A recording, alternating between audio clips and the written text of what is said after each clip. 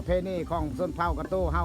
ประมาณนี้แหละเขาเอิ้นว่ามีโคกมีซาก คนเขาเจ้าเดิมเนาะพี่น้องเนาะ แม่นอันนี้แหละมีโคกมีซากคักกันแต่งประดับประดามุงหลังคาด้วยหญ้าคาพี่น้องไปบัดนี้เบามุกสิพาไปเบิ่งว่าบ่อนตาดทางคันไดลงนี่เห็นว่าตาดพี่น้องตาดโคตรงามพาเบิ่งน้ำกันเลยโอ้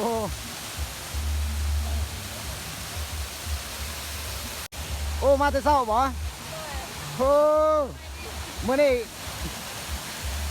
ไปเล่นตาดแม่นบ่โอ้พ่อผู้สาวงามนี่เนาะสา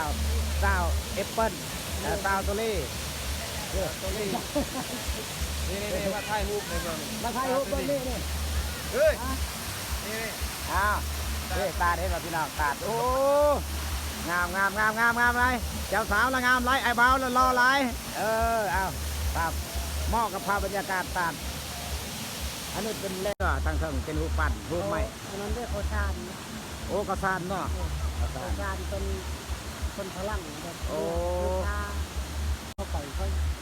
แล้วว่าถ้าครัว คนผู้สาวผู้สาวคนเมื่อละเกินกอบนี่ตัวมันฮะแป้งนอกชนะเพิ่นสิซ่อมแป้งใหม่เลย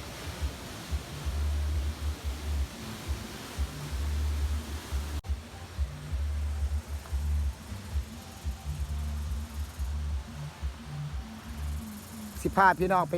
ขี้ครัวอูมาฮอดครัวแล้วครัวอูพี่น้องไล่คนก็สิโหไล่คนก็สิบ่โหครัวนี่สามารถเอาคนไปได้รถไปบ่ได้รถเด้โอ้บ่เป็นหยังดอกโคตรสั่นด้วยอันนั้นเสือกวายดินเฮ้ยวายดีดิเท้าดีโอ้คือว่าดังแครกอ้าวดีเด้อโอ้อันนี้แหละครัวอูพี่น้องเอ้ยขี้คืออูนี่แหละโอ้ย เราจะถ่ายทันที